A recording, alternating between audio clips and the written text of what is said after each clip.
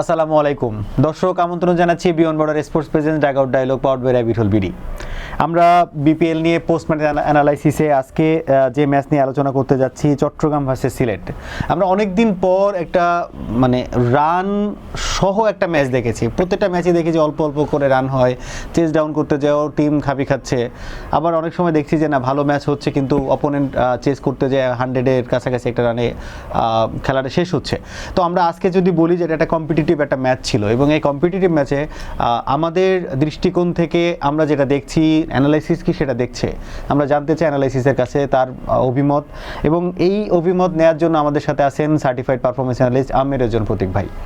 প্রতীক ভাই, একটু রান দেখা পেয়েছি, আপনার কাছে কি মনে হচ্ছে খেলাটা কি আরো জমজমাট হতে পারতো কিনা?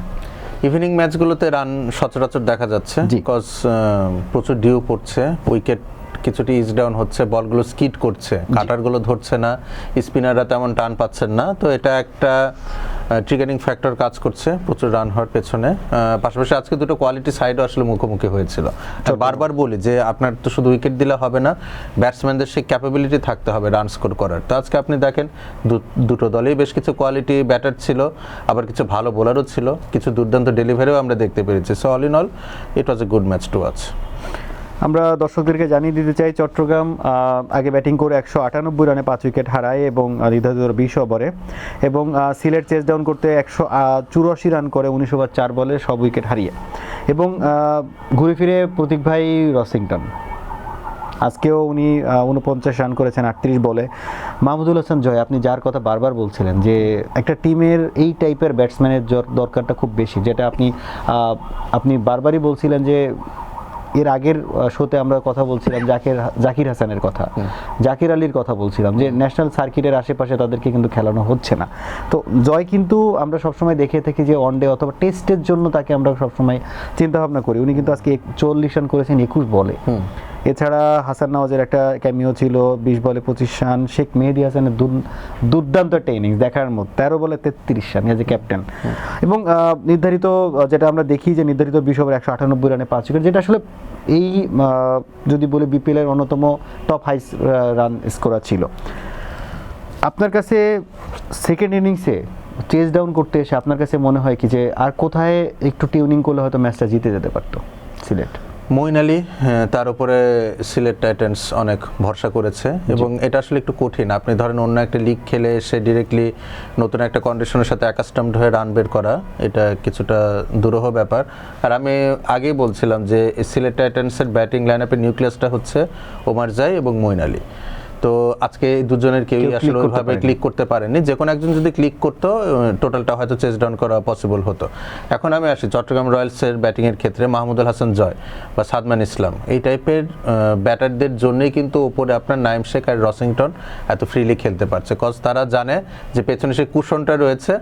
যদি আগে উইকেট পড়ে সাদমান ইসলাম এবং মাহমুদুল হাসান জয় তারা আসলে সেই এটা কাভার করতে পারবে। এবং আপনি দেখেন এই দুজন ব্যাটারি, হয়তো সাদমান ইসলাম যখন সুযোগ পাবেন টুর্নামেন্টে ভালো রান করবেন।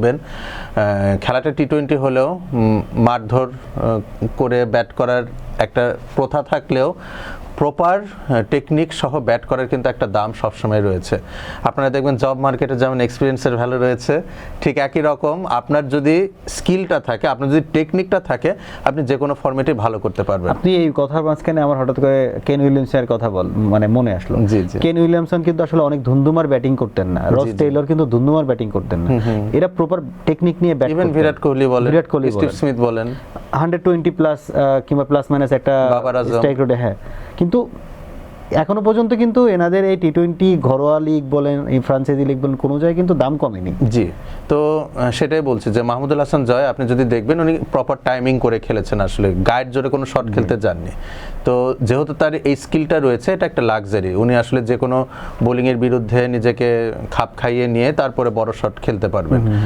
তো আজকে এটাই হয়েছে। এবং আমি আজও বলবো যে ধরেন রসিংটন অনেক ভালো করছেন, নাইম শেখ অনেক ভালো করছেন, lower down the order Sheikh Mehedi অনেক ভালো করছেন, কিন্তু তাদের ভালো করার পেছনে যে কুশনটা রয়েছে, বাড়তি আস্থার জায়গাটা রয়েছে, সেটা কিন্তু আপনার এই যে মাহমুদুল হাসান জয় বলি, সাদমান ইসলাম বলি, বা শুরুতে মির্জা বেগ ছিলেন, এরকম ব্যাটারদের উপস্থিতির জন্যই কিন্তু তারা এতটা ভালোভাবে খেলতে পারছে। আপনি দেখেন আমরা যে নোয়াখালী যে এত স্ট্রাগল করছে, দেখেন নোয়াখালীতে কিন্তু এই টাইপের ব্যাটার রয়েছেন, হায়দার আলী রয়েছেন, মোহাম্মদ নাবি রয়েছেন, সৌম্য সরকার রয়েছেন, তারা সবাই এক্সপ্লোসিভ ব্যাটার। বাট এই যে তাদের আড়ালে এরা 3জন বা 4জন যদি ফ্লপ করে, ধরে খেলার মতো তেমন কোনো ইনফর্ম ব্যাটার কিন্তু নোয়াখালীতে নেই। অঙ্কন ওইভাবে ক্লিক করতে পারছে না, সাদাত হোসেন দীপুকে তো খেলালামই না। তো এইগুলোই আসলে পার্থক্য, যে একটা ফ্র্যাঞ্চাইজি কেন ভালো করছে আর একটা ফ্র্যাঞ্চাইজি কেন স্ট্রাগল করছে। আমরা সবসময় দেখি যে সামনের সারিতে কারা পারফর্ম করছে, কিন্তু পর্দার অন্তরালে যারা থাকে বা দৃশ্যপটের আড়ালে যারা থাকে, যাদেরকে সচরাচর আমরা ওই নায়কোচিত চরিত্রে দেখি না, এরকম ক্যারেক্টারগুলো খুব ইম্পর্টেন্ট একটা টিম ভালো করার পেছনে। আমরা আর বোলিং এবং ব্যাটসম্যানের জায়গা থেকে যদি একটু বলি, যে আফিফ হোসেন 46 রান করেছেন আজকে 33 বল খেলে, এবং বোলারদের পয়েন্ট অফ ভিউ থেকে আমির জামাল, যার কথা আপনি সবসময় বলে থাকেন, আপনার পছন্দেরও ক্রিকেটার আমাদের মনে হয়, উনি 4 ওভারে 34 রান দিয়ে 4 উইকেট নিয়েছেন। শরীফুল উনি ভালো বল করেছেন, 4 ওভারে অলমোস্ট একটু খরুচে ছিলেন, 39 রানে 2 উইকেট, বাট একটু মার খেয়েছেন, বাট 198 রান চেস করতে যে আসলে এটা আমার কাছে মনে হয় অ্যাকসেপ্টেবলের জায়গায় থাকে। ওই একটু তার মনে লাগবে খালেদ আহমেদ 2টা 6 মেরেছেন লাস্টে। একটা বোলার যখন মানে বোলারের বিরুদ্ধে মার খায়, এটা তাদের জন্য একটু অসম্মানজনক বিষয়। আর যদি ইনিংসের আগের ফার্স্ট ইনিংসের কথা বলি, মঈন আলী 4 ওভারে 23 রানে 1 উইকেট নিয়েছেন, এবং নাসুম বরাবরই আজকেও ভালো করেছেন, 4 ওভারে 24 রান 0 উইকেট।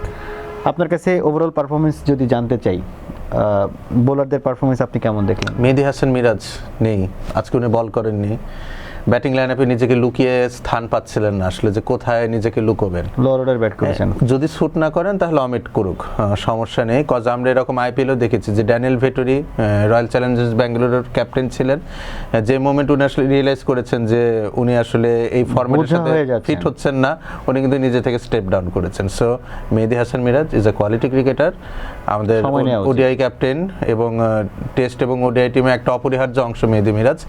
কিন্তু যদি মনে হয় যে টিম কম্বিনেশনে শুট করছেন না, it's better to step down and others should come forward and take the captaincy. এখন আসি, আমরা যদি চট্টগ্রাম রয়্যালসের ব্যাটিংয়ের দিকে আসি, হাসান নওয়াজের যে পারফরমেন্সটা, এটা কিন্তু আমার কাছে খুব ভালো লাগেনি। 20 বলে 25 করেছেন, আপনি দেখবেন তার মধ্যে 3টা বাউন্ডারি রয়েছে, 2টো 6 1টা 4, তার মানে অসংখ্য ডট বল খেলেছেন। তো আমি এই কথাটা আগের দিন বলছিলাম যে মির্জা বেগের স্ট্রাইক রোটেশন বেটার হাসান নওয়াজের চেয়ে, এবং হাসান নওয়াজ কিন্তু পাকিস্তান টিম থেকে ড্রপড হয়েছেন, শ্রীলঙ্কান ট্যুরে কিন্তু উনি নেই। তো এই জায়গাটা আমার মনে হয় চট্টগ্রাম রয়্যালস টিম ম্যানেজমেন্ট ভেবে দেখতে পারেন। আর আমির জামাল আজকে দুর্দান্ত বোলিং করছেন, বিশেষ করে ওনার ক্যারেক্টারটা যদি আপনি দেখে থাকেন, তৌফিক তুষার তাকে একটা ডেলিভারিতে 6 মারলো, পরে তাকে উনি আউট করলেন। এরপরে রনি তালুকদার একটা ডেলিভারিতে 6 মারলো, একই ওভারে তাকে বোল্ড করলেন। তো এই যে কাম ব্যাক করার ক্ষুধাটা, এবং উনি খুব র পেসে আজকে বল করেছেন, 4টা উইকেট নিয়েছেন। তো সিলেট টাইটান্সের ব্যাটিং ইনিংসে আমির জামালের স্পেলটা না থাকলে কিন্তু হয়তো আজকে তারা টার্গেটটা ডিফেন্ড করতে পারতো না। আর যদি এখন আমরা আসি যে এই ম্যাচ থেকে আমাদের প্রাপ্তিটা কি, তাহলে প্রাপ্তি বলতে গেলে আমার বলতে হবে শেখ মেহেদীর লোয়ার ডাউন দি অর্ডার ব্যাটিংটা, এটা আসলে উনি দুর্দান্ত খেলেছেন। এবং আমরা টি-20 বিশ্বকাপ বাংলাদেশ যদি আসলে পার্টিসিপেট করতে পারে, সেই ক্ষেত্রে শেখ মেহেদীর এই ক্যামিও ইনিংসগুলো কিন্তু আমাদের ন্যাশনাল টিমের জন্য অনেকটা ভরসা হয়ে থাকবে। আমরা আপনার সাথে তাল মিলিয়ে বলতে চাই যে টিম কম্বিনেশন কিংবা বিপিএল যেভাবেই হোক না কেন, কম্পিটিটিভ একটা বিপিএল আমরা দেখতে চাই, এবং বিপিএল থেকে আসলে আমরা চাই বাংলাদেশ ন্যাশনাল টিম যারা আসলে আইসিসি টি20 ওয়ার্ল্ড কাপে রিপ্রেজেন্ট করছেন কান্ট্রিকে, তারা ভালো কিছু করুক, এবং এটাই আমাদের আসলে ঘুরে ফিরে যদি বলি বিপিএলের প্রাপ্তি। দর্শক, আমরাও চাই বাংলাদেশ ভালো খেলুক, বাংলাদেশ ন্যাশনাল সার্কিট কিংবা বাংলাদেশের বিপিএল ঘরোয়া লিগগুলো থেকে ভালো ভালো প্লেয়ার উঠে আসুক, বাংলাদেশ ন্যাশনাল সার্কিটকে সার্ভ করুক। আপনাদের কেমন লাগছে বিপিএল আমাদেরকে জানাবেন আমাদের কমেন্ট বক্সে। ভালো থাকুন, সুস্থ থাকুন, আসসালামু আলাইকুম।